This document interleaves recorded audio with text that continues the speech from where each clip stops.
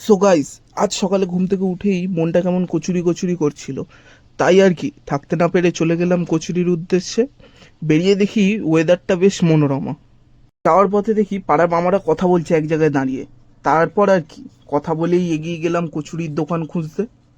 তারপর যেতে যেতে সকাল সকাল ঠাকুর দর্শনও করে নিলাম গাইস। তারপর দেখি এক কাকু গরম গরম কচুরি ভাজছে। ব্যাস, কাকুকে বলে দিলাম 2 প্লেট কচুরি দাও তো। আর ওয়েট না করে নিয়ে নিলাম 1 প্লেট আমি আর আমার বন্ধু। আর জাস্ট দেখো গাইস, কচুরিটা দেখেই লোভ লাগছে খুব। আর কার কার কচুরি খেতে ভালো লাগে কমেন্টে প্লিজ জানিও কিন্তু। ব্যাস, আর কি গপ করে মুখে পুড়ে দিলাম, সেই স্বাদ ছিল কচুরির। জানি না গাইস আবার কখন দেখা হবে, তার জন্য প্লিজ চ্যানেলটাকে সাবস্ক্রাইব করে নিও আর একটা লাইক করে দিও তোমার এই ভাইটাকে।